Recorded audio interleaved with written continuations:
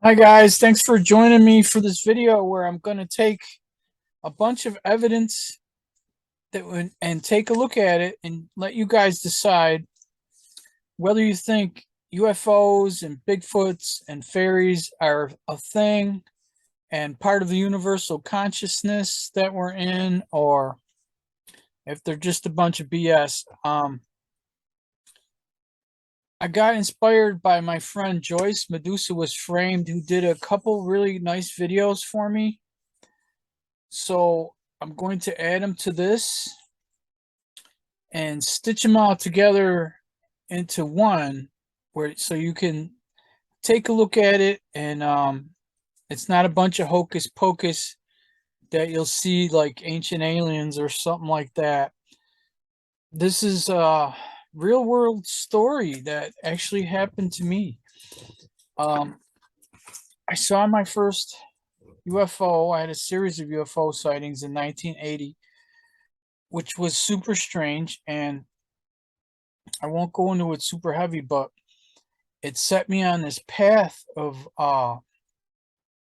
being super interested in this area where I now live, but I didn't move here till 2001. But 21 years before that, I got interested in this area for some reason. I would drive by here on the highway. It's a rural area, but there's a throughway, a highway going by, and I would drive by here and I would stare. No matter what I was doing, where I was going, I would stare at this spot, and it was super weird. I had no idea why I was so interested in this spot, but it turns out that in 2001 I moved here with my family, and it's on Eternal Flame Falls Creek in Orchard Park, New York, and it turned out to be a super weird area. Now, after, like I said, after I had my first series of UFO encounters where there was actual beings were seen during this sighting, not by me but by my friend, and I'll put it all in this video. But I'm on other shows talking about this for hours.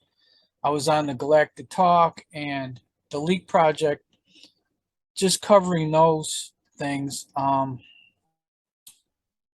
But in this video, I'm going to put everything together with Joyce, talking about my recent experiences. Like I said, I was super interested in this area, and it turns out that I got Bigfoot footprint photos here in 2020 on February 22nd of 2020, which is supposed to be a super weird date in itself.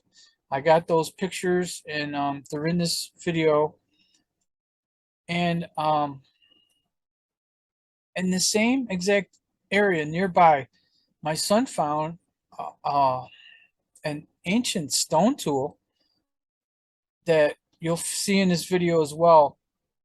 It's super weird, this stone tool, and um, you got to see it. That's all I could say about it. You got to see it, and to put it in your hand is absolutely amazing. Everyone I show it to, you can immediately see it in their face. They're like, "What in the hell am I holding in my hand?"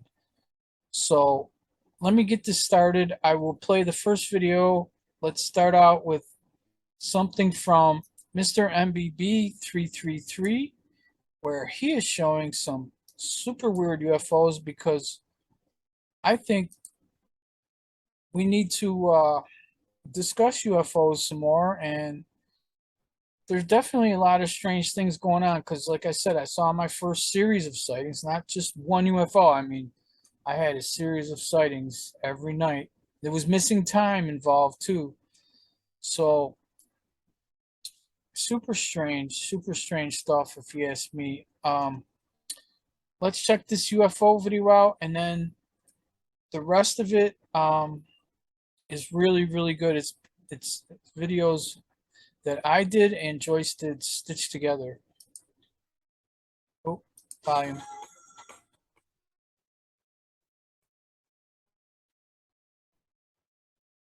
What's up, guys? Hope everybody's doing well and having a great day. In this video, you're going to see some exceptional video footage of mysterious objects in the nighttime sky. These are really good. You're going to want to stick around for these. We're going to Brisbane, Australia, then I'm going to take you to two other locations, one out of North Carolina and one out of Louisiana. Also in this video, I've got a brand new picture slideshow, new sky phenomena photos sent in from all around the world. But first, we're going to start down here in Brisbane, Australia. This video has narration by the observer who noticed a stationary craft parked above Brisbane, Australia. Here we go. Well, that's just flying over Brisbane right now, man. It's a straight line and it's got lights.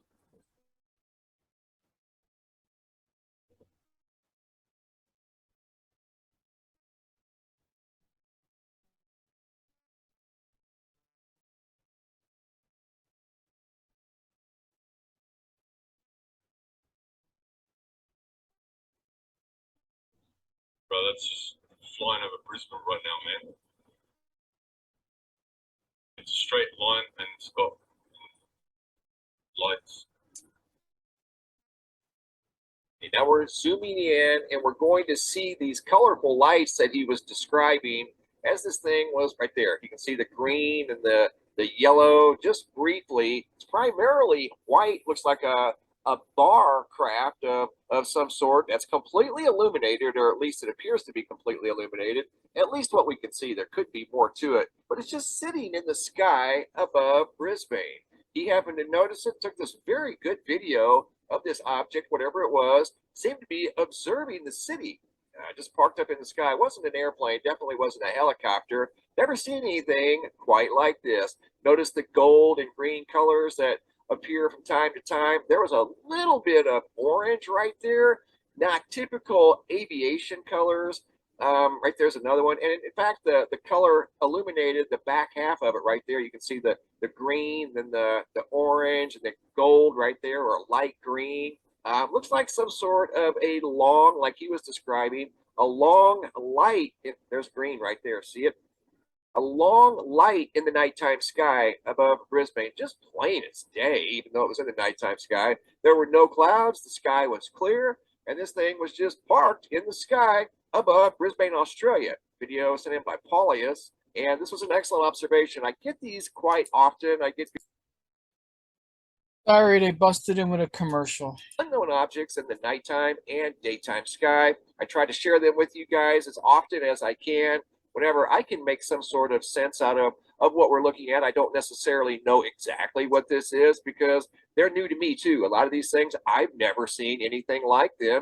And this is one of those cases. But an excellent video, once again, by Paulius out of Brisbane, Australia, of some sort of a mysterious light in the nighttime sky. Now I'm going to show you guys two more examples of unusual objects in the nighttime sky. We're going to start out in Louisiana, Denham Springs, video footage by Matt C. You're going to see what it looks like. Okay, you're thinking this is an airplane, right? Well, as it's coming towards him, you're going to see this thing is quite large, and it's almost shaped like a boomerang craft. Look at this thing. I slow it down. I zoom in. It's got a lot of lights on it to be an airplane. When I pause it, you're going to see this very distinct shape that looks like, right there you see it, a boomerang craft. Definitely got the flashing lights and all of the aviation requirements. However, it doesn't necessarily look like your typical airplane. Here's another craft noticed in the nighttime sky out of Cornelius, North Carolina by James K. This one here is definitely mysterious and doesn't appear to be a helicopter, doesn't appear to be an airplane.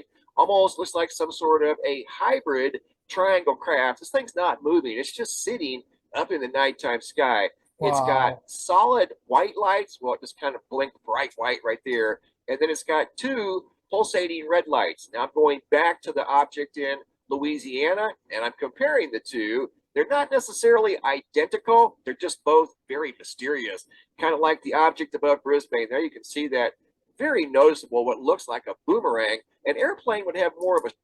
This looks like that thing I saw in 1980. I'm not kidding. straight line to it across the center where the wings are at, not like a V. And this one here is shaped like a triangle craft, again, just parked in the nighttime sky. Excellent video footage there of more mysterious objects high in the skies above planet Earth. Also in this video, I've got a brand new picture slideshow, new sky phenomenon photos sent in from all around the world. First photos were sent in by Scott Schilke out of Marco Island. Lightning in the sky, purple skies with what looks like a bow tie of lightning in the sky above Marco Island. More incredible photos of lightning reaching in all directions across the sky from a recent storm that was above Marco Island that had some very impressive photogenic lightning. Once again, photos sent in by Scott Schilke. Photo here by Alley Cat out of Blue Springs, Missouri, of some very colorful clouds in the sky in the location of the sun. And there's all kinds of colors there, blue and light green and red.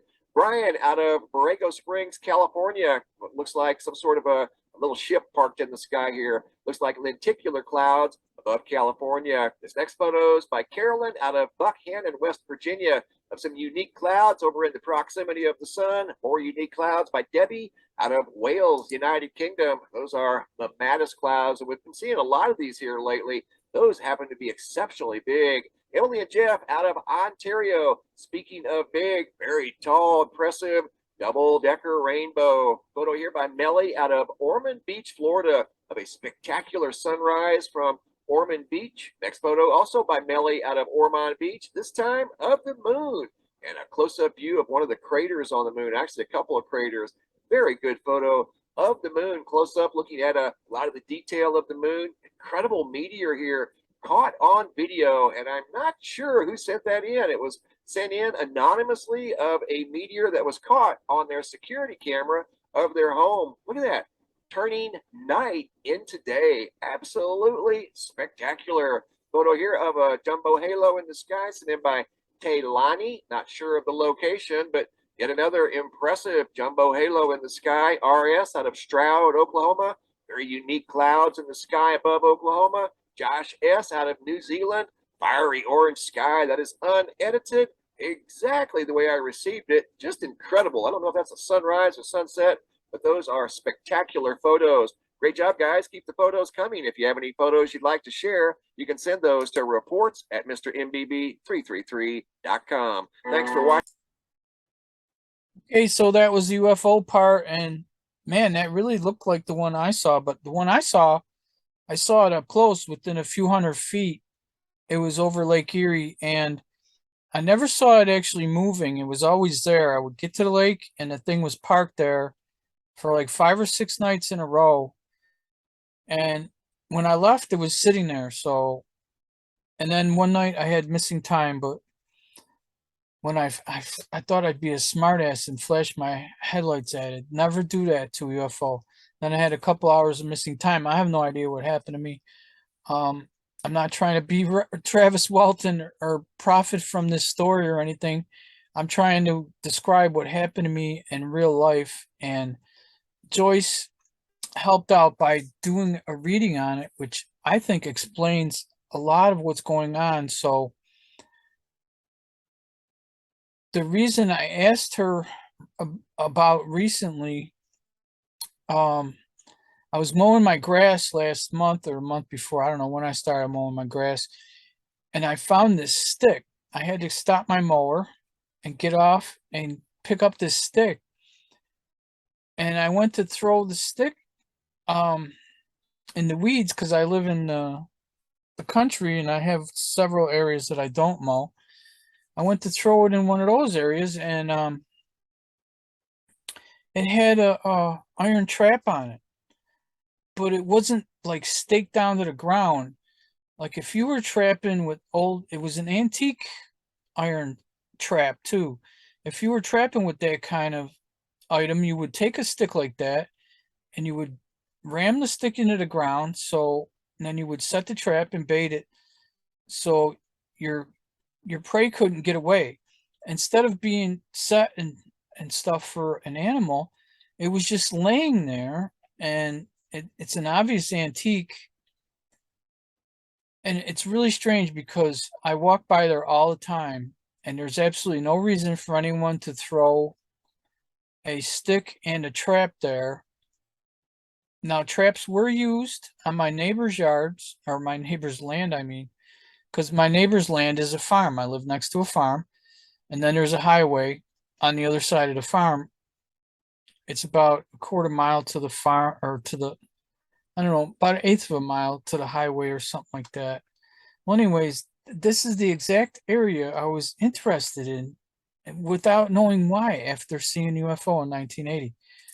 So finding this stick with this animal trap on it, I got curious and I figured I'd ask Joyce since she knows a bit about the Bigfoot. So I'm going to end this part here and join it to the other videos. So hang on a sec. I'll remind you guys now that there are links to products that I believe in the show notes, along with discount codes like Zebrun at My Pillow Guy, where you can save up to 66% with Mike Lindell's great stuff, which I actually love his products.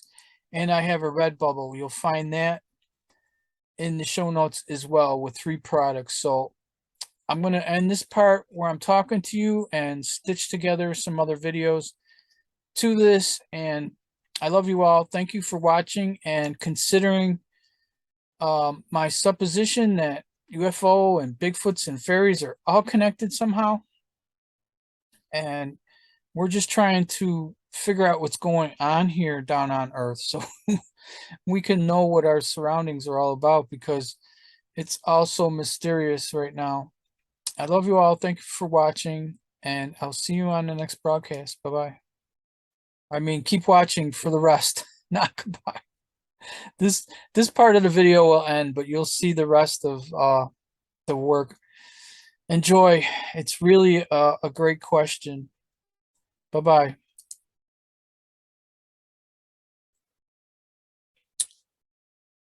Okay, this is Andrew Zebrun III. On the day after my big appearance on the Galactic Talk on YouTube with Tayano, where I spoke all about my UFO experiences and my photos I have of strange things that have happened near my house. So I thought I would go on Telegram and show some of the things that we talked about yesterday, but we didn't have time to show everything. And I wanted to let everybody know that you can just join, or you don't have to join, but you can go to my Andrew Zebrun III public Telegram channel. You can either join or just look at the photos there, and you can make comments and post things that you find interesting or whatever. It's public forum, but all the photos we were talking about yesterday are on there now, so you get to see more. These are rather strange. I encourage everyone to go look, blow them up for yourself. I can't really make them bigger on here, but if you go there, you can make them bigger on your own device. Someone said that might be a hopping bunny, but I don't know. I got lots of bunnies in my yard. There's lots of bunnies in the fields over here. I don't think they hop like that. Every time I see them, they're just running. They're not really hopping anywhere. And you know, I'm not sure what that is. Like I said, my friend Suzette Pergand in California, from Facebook, who I've lost contact with thanks to Facebook canceling me. She's the one that said that these look like they're the tracks of a teenage Bigfoot. So that's up for you folks to decide what you think. They were awful strange to see them.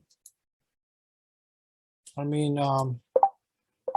they sure don't look like dog prints, or anything like that. I mean, you can see my foot right next to it as to the size. I mean, it's way wider than a human foot. Probably way wider than a bunny. If a bunny made that, I would think that would be about a 60 or 70 pound bunny, maybe. I don't think they get that big. Well, there's the fairy photo, taken on a supermoon in 2017. Make up your own mind about that. It was found in this photo right here, which I had submitted to MUFON as a possible orb photo. And they called me on the phone the next day and said, oh, no, that is nothing but lens flare there. Don't get your panties in a bunch, they told me. So you take a look at the photo and decide what you think it is on the supermoon of 2017. And there are various enlargements of it that Suzette made. She found some other things in there too. You can see the trees I was talking about in this photo. Yeah, there's the one that's fallen over now. The tree on the right is leaning at a very severe angle, and two of the other trees died after this fairy photo appeared. The closest trees to it. And all of my research said that fairies can be mischievous. So now with this leaning tree, it's really weird. I'm wondering if the cabal will be, the fall of the cabal will be announced when this tree falls, because it's pointing directly where this orb appeared when it was photographed. The top of the tree is right where this fairy thing was. It's very strange. And this is the rock my son found. He found it in our backyard. It's a very, very unusual stone tool. I told him, I read on the internet once that you can find stone tools, and he just went out and found one. He believed that he could, and he did it. It's got some chert on it, but it's made of two different rocks. And here's the two stone tools I found this past August, this last summer, my last kayak trip to Gray Cliff, the mouth of 18 Mile Creek. I performed my normal water prayers, but I did it from the beach, standing in the water, grounded with bare feet. And then after the water prayer, I said to the universe, show me if there's any important stone tools on this beach. And I grew up along the lake.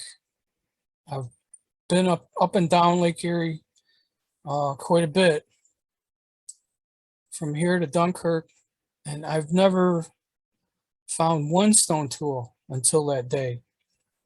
So those are you can see the wear marks on it. They're highly unusual tools, I think. And this went down in a matter of seconds. And then when I left there after finding the stone tools, you see the gray cliff in the background. That's what the area is named for, the mouth of the 18 Mile, where up on that cliff, there's a famous Frank Lloyd Wright house known as Gray Cliff. And there are some condominiums and stuff like that up there. But when I was a kid, I used to visit Gray Cliff with my father, while my cousin was married to someone who was performing restoration work at Gray Cliff. He was a stonemason from the old country of Hungary. And I got an interesting look at the home when I was a child. We weren't running around inside or anything, but we got to go around on the grounds and watch some very interesting stonework. stonemason work be performed by a true master of the craft. He's passed away now. His name was Joe Gallanter. But that's the deer that came to see me after I found the stone tools. And that's an island where the deer is standing looking at me. So that deer came to see me on an island. I also got a picture of a duck family right afterwards. Everybody loves my kayak. I have flags on it. Some were grumbling last year. Some Americans didn't like their flag because I also have a Trump flag. And that's a picture of this is not I found this picture on the internet. It's a stock photo. I wanted to show people what garpike look like.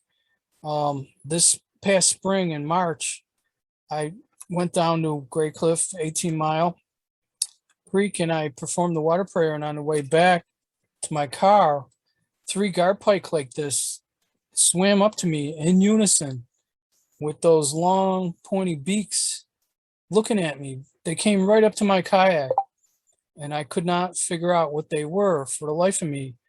All that came to mind was an elephant, which is quite impossible underwater like that.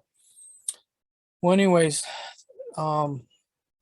they came right up to my kayak and then all of a sudden they broke to the right and swam away. And I noticed that they were 3 big garpike like this. So that was a strange experience. And well,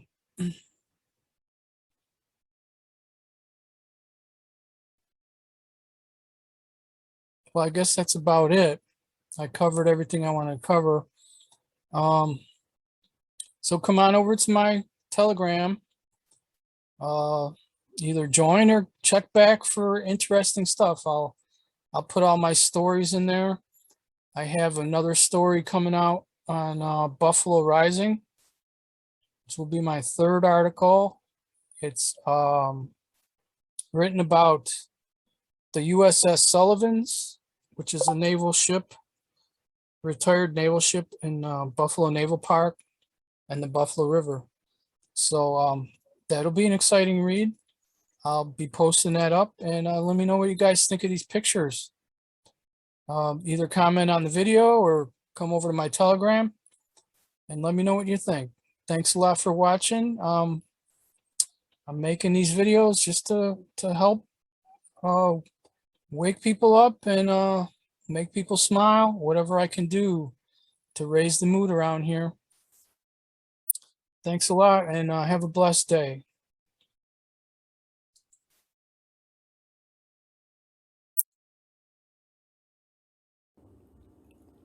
Good morning, Andrew. This is just informally for you. I got some new tarot cards. This is the Draconis deck. It's all about dragon energy. But I just I'm still getting used to this deck. But I just put some things out, and I'm eating breakfast. But I asked Roe v. Wade and everything if the shutdowns are going to start this week. So let me explain. This is freaking awesome. Let me explain what we got here. That's the question. Are the shutdowns going to start this week?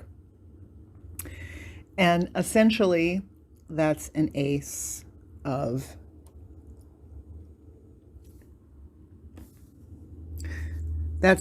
wands, which is fire and energy. And aces in this position are yeses.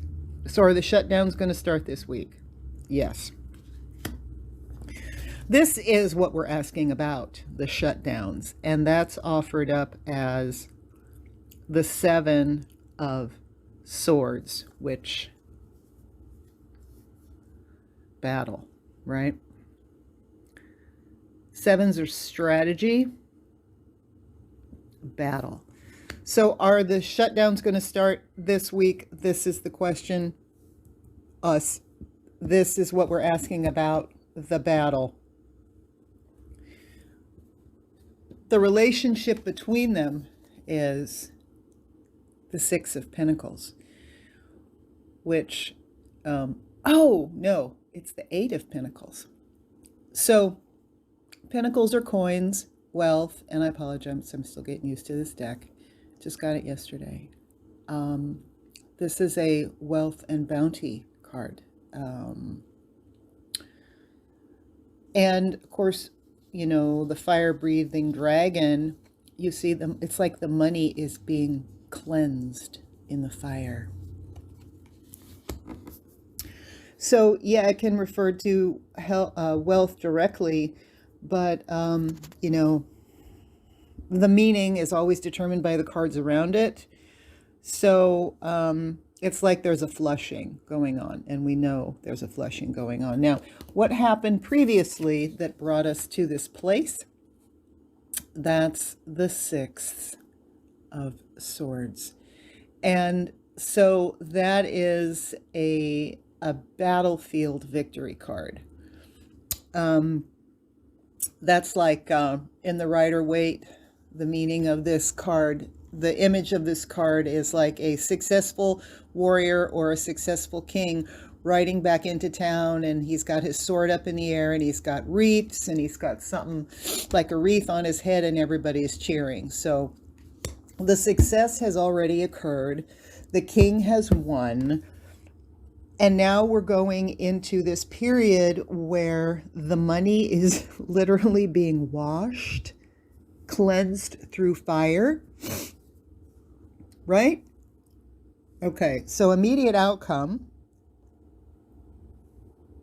is the Five of Cups. Now, odd numbers are always that difficult transition. Five of Cups in the Rider-Waite, you see the image of, there's a guy, he's standing there. There are cups that have spilled, and then there are cups that still have fluid and whatever is in them.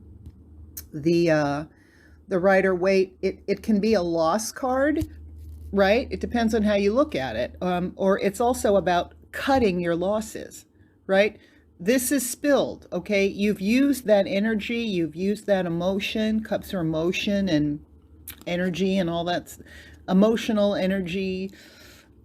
But what about the two cups you have standing? Are you going to fuss over the cups you lost, or are you going to look at the cups you have standing and activate them for what you need? Well, there's a choice coming. People are going to have to choose if they're going to scream and cry over the cups that were spilt, or they're going to look at the two that are left and go, fuck yes, let's do this, right?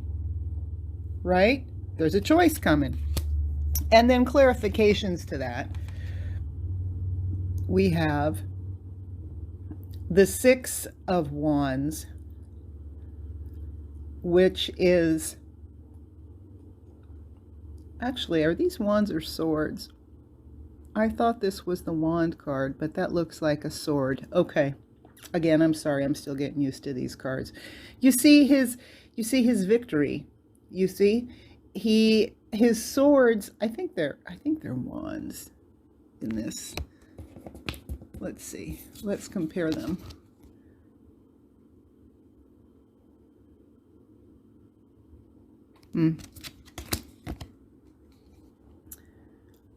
But you see how their swords are wands, they're fiery energy. The fact that they seem to be on fire is kind of indicative of a wand. But anyway, six is,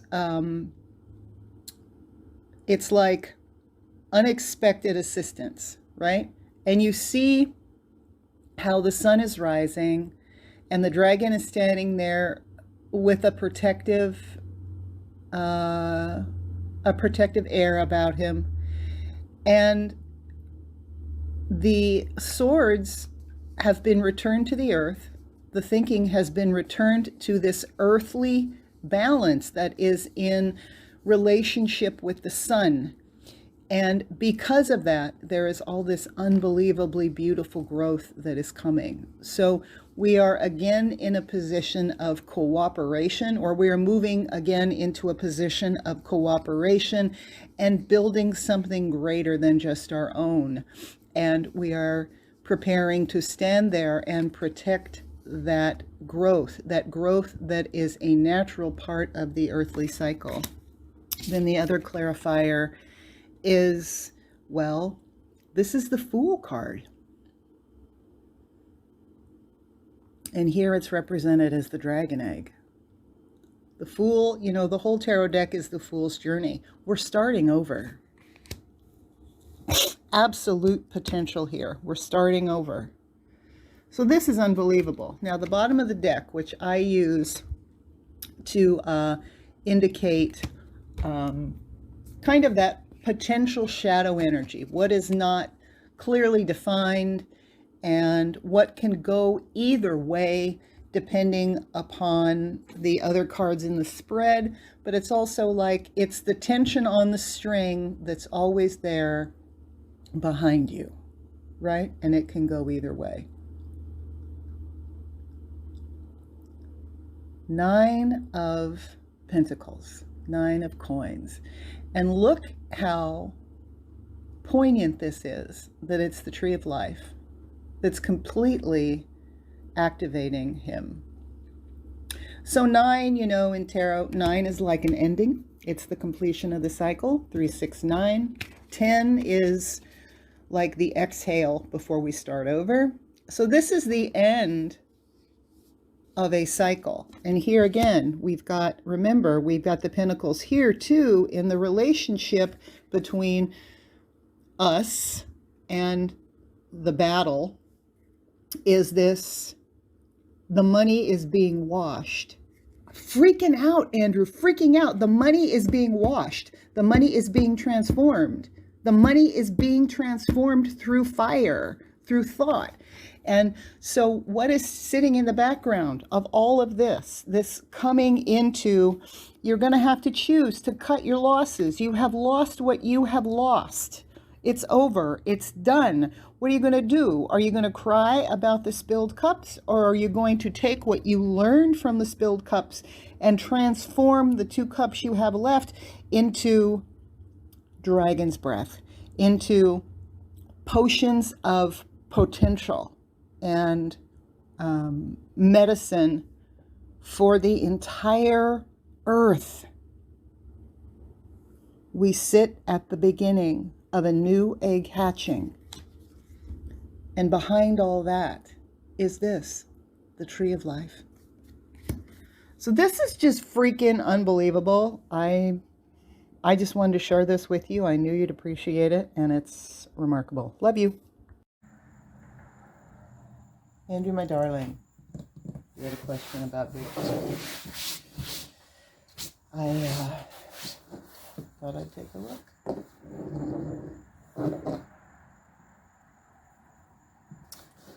So I want you to see, can you show me yes, please? So yes, with the pendulum is a counterclockwise spiral. Can you show me no, please? No is a clockwise spiral. Has the Bigfoot Sasquatch energy recently been communicating with Andrew? That's a yes, my dear. Did the Bigfoot Sasquatch energy place the trap out for Andrew to find?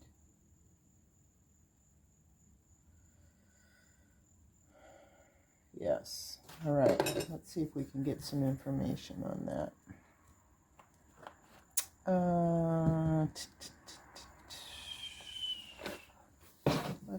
Let's do the white wool. Can we get a sense on the Sasquatch, Bigfoot beings that are hanging out on Andrew's property, please? Can we get some information on Bigfoot Sasquatch energies that are hanging out on Andrew's property, please?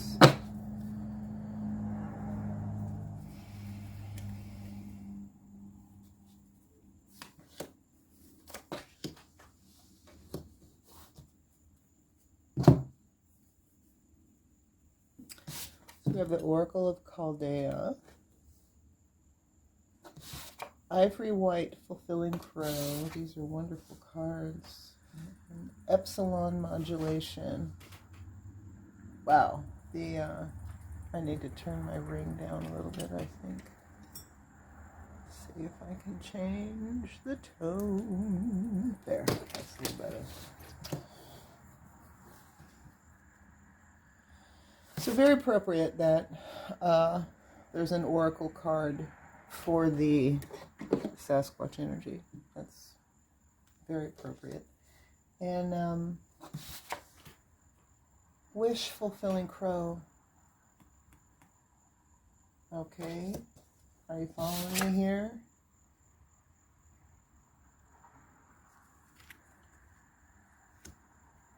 Help me remember. Epsilon. Is that is epsilon like infinity? So infinity modulation. So we're talking about raising frequencies.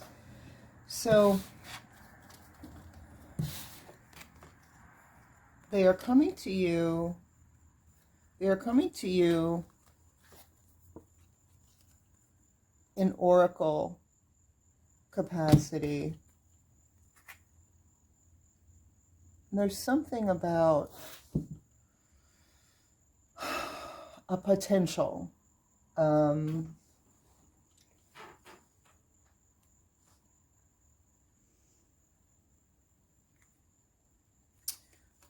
potential that is keyed to something very eternal.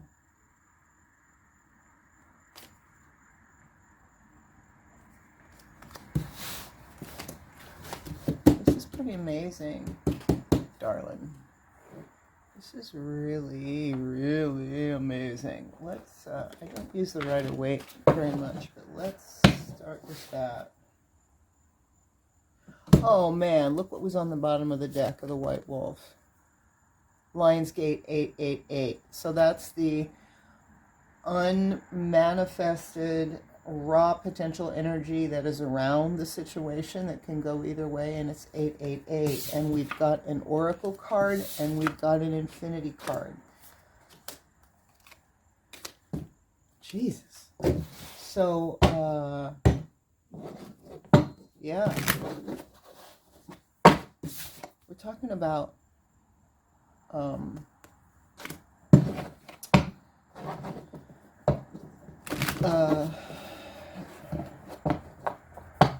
there is I'm tired, I'm sorry. There is a higher purpose here, and you know, I'm really getting that, like, this is like the kind of stuff that happens to me, though, you know, they don't put traps and things on my apartment land, but they leave things for me all the time to draw my attention, and then they bombard me with language and downloads, and, you know, sometimes they knock me on my ass because there's so much to input. But can we get some insight, please, into what the Sasquatch energy has for Andrew right now, please?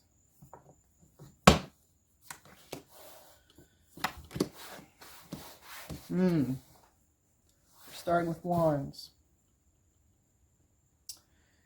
So, transformation. Wands are fire. You know, the page, you know, the Knight of Wands is like the most hot rod, running like a house on fire kind of guy. The page is, you know, he's fascinated with the potential in the growth of the wand. He's fascinated. He's intrigued with the potential of the fire. You know, an honorable sort. And then we've got the Five of Wands. So, like everyone else, there's struggle right now, there's loss, there's confusion, there's misunderstanding. And I can certainly vouch for my own experience of when this stuff starts to happen, it's exhausting, it's confusing. Mine came with these unbelievable upgrades to my body and nervous system. You know, there was a solid week where I thought I was having a heart attack or a stroke every night because there was so much neurological stuff changing, and then that was changing biological and cellular stuff. So,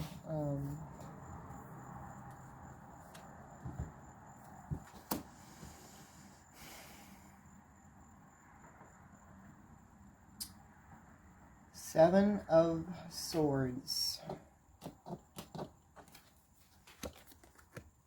Strategy.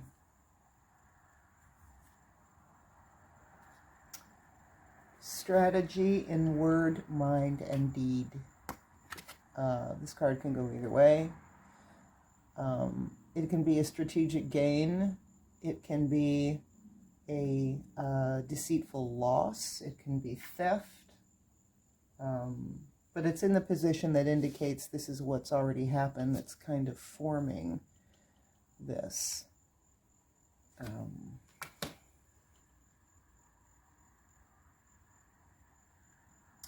And, you know, we've all had thoughts and words stolen from us in this goofball time. And actually, for you to be here and be in a position where that 12-dimensional, at least 12-dimensional energy is communicating with you, you had to have gone through some losses, and you have to be strategic. Strategy isn't bad. Strategy is clever. But let's keep going with this. This is the past. The loss has already occurred. The choices were already made. The loss has already occurred. It's like the battle for the right to have your own thoughts and will and life force has already occurred.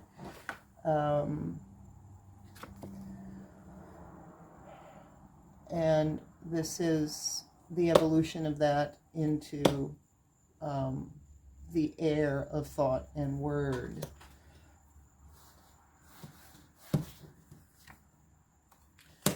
Okay, well, so we've got the High Priestess indicating the relationship between you and this energy.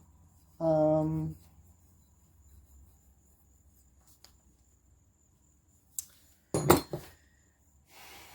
seeing it different now.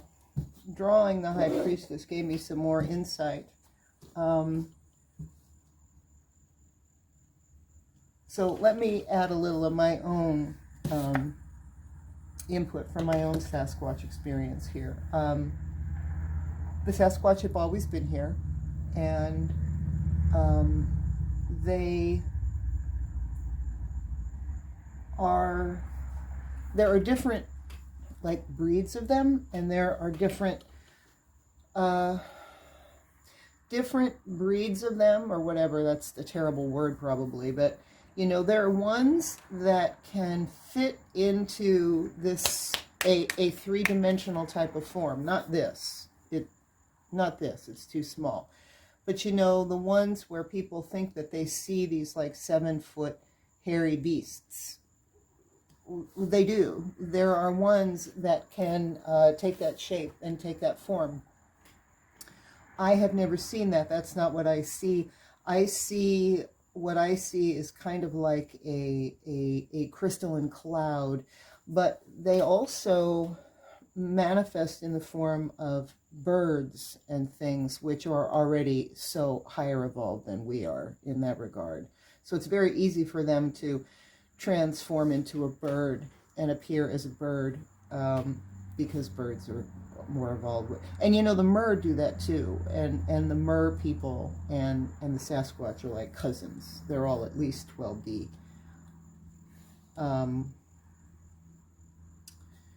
They've always been here, and you know, they're sick and tired and very bored with the immaturity and the 3D thinking of people wanting to take their picture and put it on Facebook, and you know, these be stupid like, oh, we're going to take you on a tour through the forest and you know, and show you Sasquatch and all that. They just, honestly, that just really irritates the hell out of them.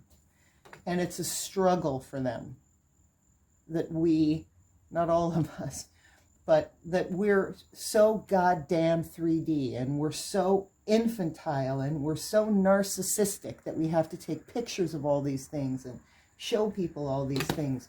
When we are experiencing oracle energy in our midst, we want to take a goddamn picture and put it on Instagram.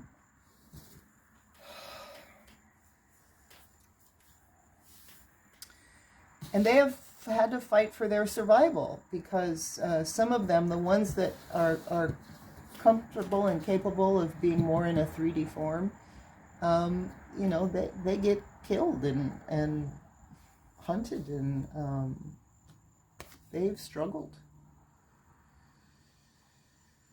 But this is about you, and I think, you know, you've had to be careful and strategic all these years in having your channels and sticking your neck out and being targeted and whatnot. So you have come away, you know, you've come away with some clever thought processes and word processes about all of that.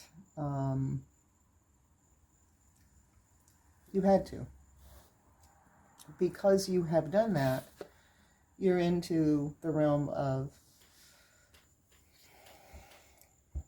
the High Priestess, where things are not as simple as black and white, and things certainly don't operate in a form of, I want this, I want that, give me this, give me that, answer my question. You're moving into a different world, into a different application of air. You're moving into a waterier world, an etheric world, essentially. But it's different. It requires more patience, and more understanding. They will come to you when they want.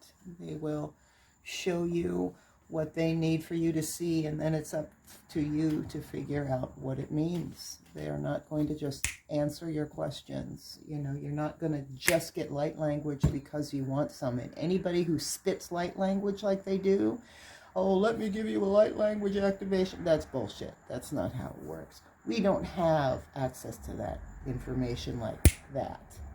If you're in a trance, maybe. When I'm out doing site work, field work, and those energies come into me, it moves through me, it's completely spontaneous, I don't have any idea what it means, and I don't remember it when I'm done. I just am aware of it when it's happening.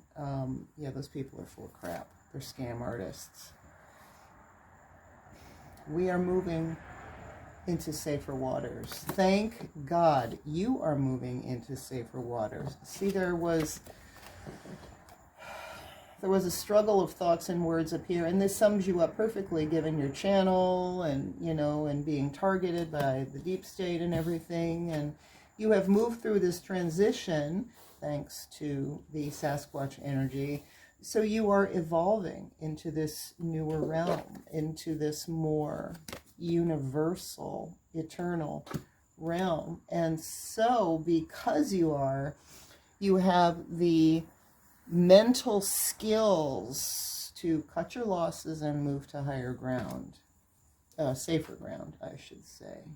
Now that's funny. I was telling you about, you know, this is the page who is the young, innocent energy, and he's very focused on the potential of the green. And I was saying how the Knight of Wands is one of the most fiery, let's go get this. And what did we pull? The Knight of Wands. So you came from a new awareness, a new understanding, a new motivation, a new stimulation, and you were in a very healthy, more earthly, female,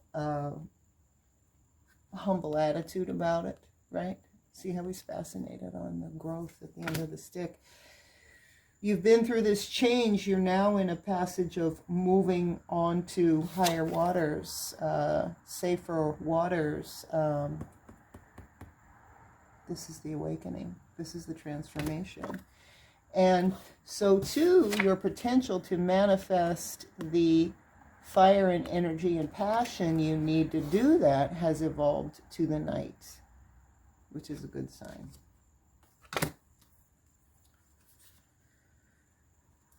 And what's coming of that is a bounty in emotion, a return to a more, you see, it's two children and they're sharing flowers and they're making everything beautiful with the flowers. And it's, you know, this can be a really sentimental card, like people that just are stuck in the past, but not the case here. You know, especially with this card, you are moving into a return to a more natural way of thinking, of living. Hopefully we all are. What's at the bottom of the deck? So this is the stay up all night with a head full of bullshit that makes your night sleepless. That's what that card is. And that makes sense, right? Because you had to kind of go through all of that to get to the point where you were clear and discerning enough and saying, okay, we're getting in the boat and we're moving into this realm, right? You have to suffer and let the crap be burned away so that you can get to that point where you say, okay, it's time, we got to move to the new land. Okay, 5 of Cups. Lots. This is not the first 5. We've got 2 5s again. There's been so much struggle. So the key of this cup is 3 cups are spilled, 2 are still standing. What are you going to focus on? Are you going to focus on what you've lost? Or are you going to focus what's still upright? And I drew this card for you earlier today. It had the dragon. And, you know, I love that card because the dragon is breathing fire into the 2 remaining standing cups and transforming the water in them. This is gone, this is lost, but it's made you wiser, and you're in a point of introverted, humble, careful analysis and reflection. What am I going to do with this? I have to make sense of all these feelings. You have to decide where you're going to focus your energy when it's time to focus it. And the last card we're going to draw is the Magician.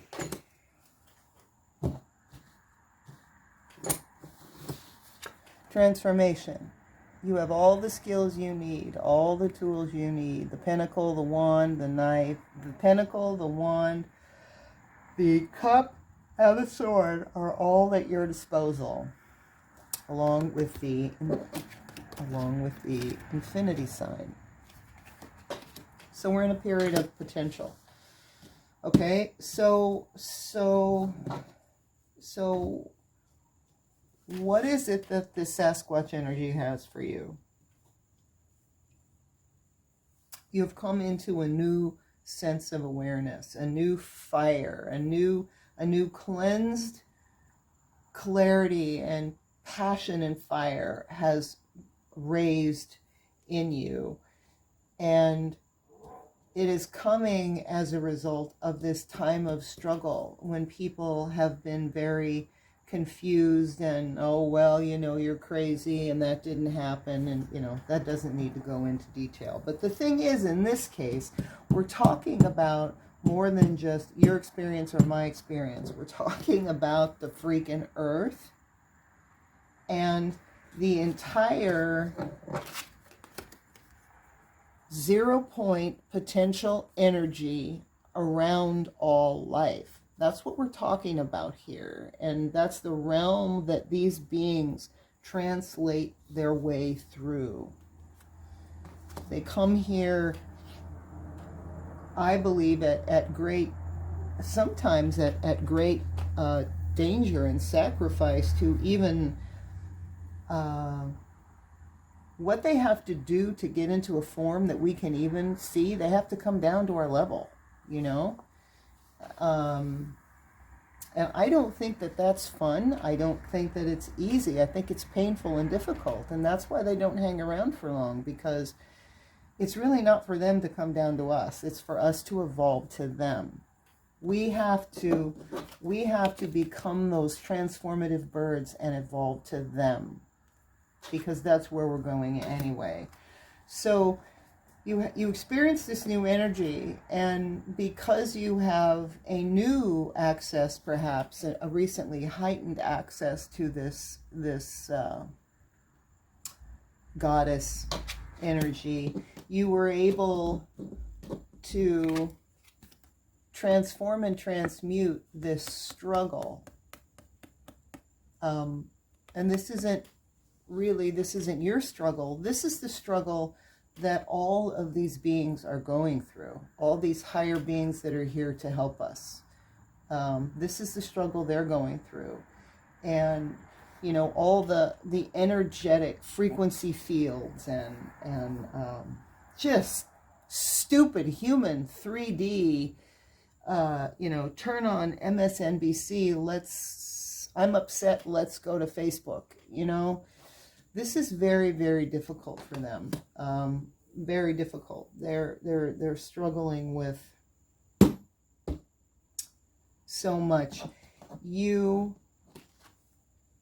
through their influence, have, like I have too, become incredibly more discerning, much clearer. You can literally see things with your eyes you couldn't see before. You perceive things like that. You understand relationships and people and perceptiveness, and some people call that cunning. Well, I guess it is cunning, kind of being able to see around corners or see right through people's bullshit. Yes, that's cunning, but that's a necessary tool.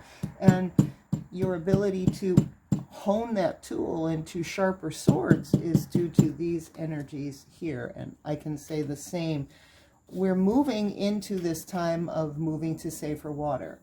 Fortunately, you have earned the swords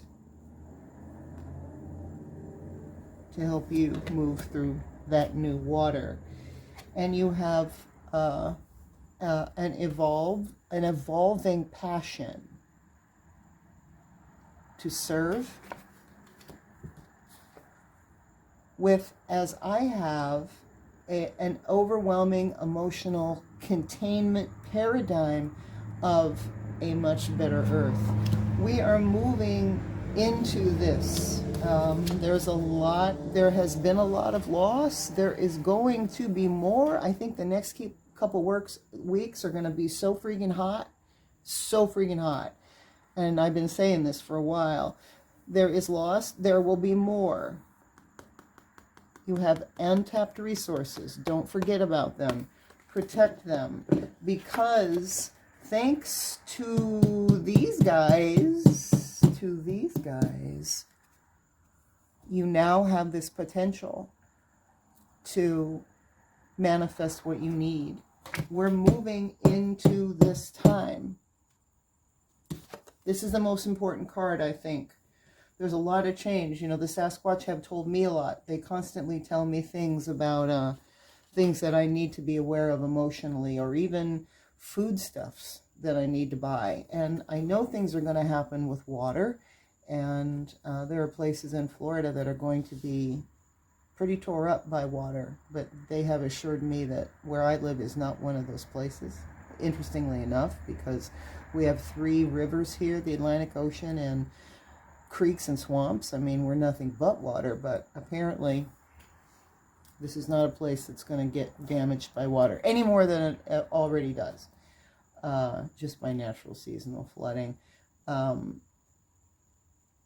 We're all in this period now, but you have been given new tools, or you are in the process of getting new tools, new swords, new thoughts and words that you had to fight to use. I had to learn to use what they gave me too, and I felt like it was going to kill me, but I did. And you might have had similar experiences. I know you've had you know, when you were detoxing things.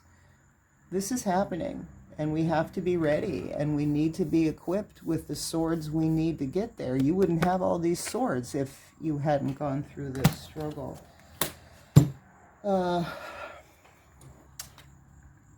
Let's do one card. Does that sound right to you? They're getting you ready, Andrew, and as they have gotten me ready.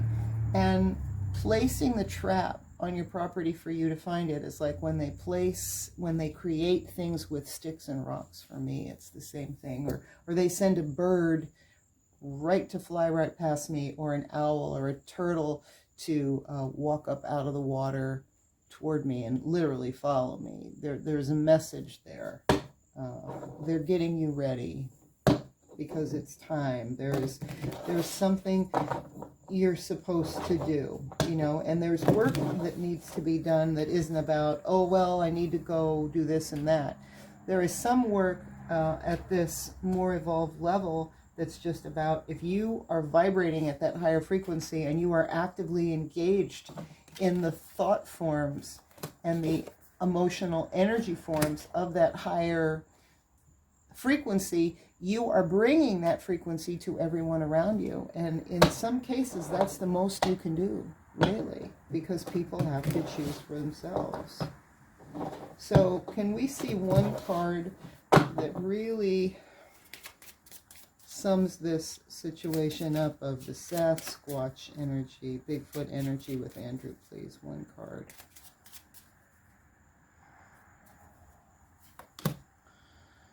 Oh, man. Okay, the garden. I pulled a similar type of card for you today. Remember, I pulled a card where the dragon had put his wands into the ground and all these beautiful flowers were growing around his wands, and he was standing there looking out into the distance, protecting the earth, right?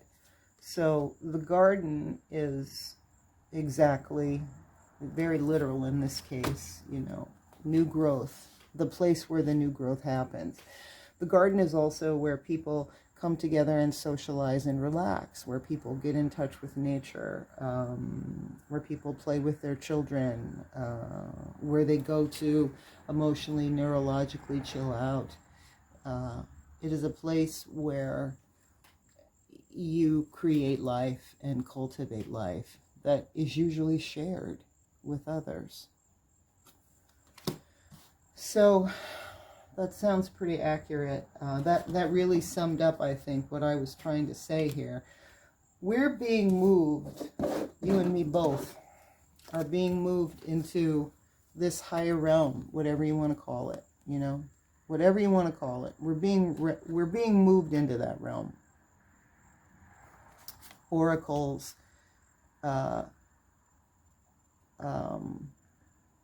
have work for you. They have work for you. This is not about your wishes being fulfilled. The only wish that you should have is that you can live in service as best you can. That's the only wish all of us should have.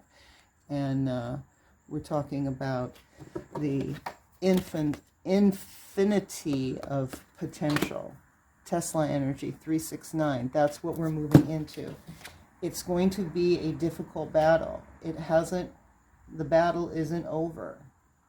But it's so worth it, because what's coming is a new sense of nobility and service and a return to a more grounded, kinder, earth-related,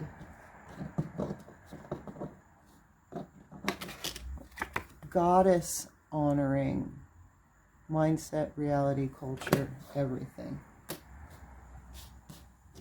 And the garden is growing. So I'm tired. I was actually I just brushed my teeth and I was gonna go to bed, but I saw your message and so I wanted to put something together for you. So I'm gonna upload this to my Telegram and then I will send you the link. So, love you.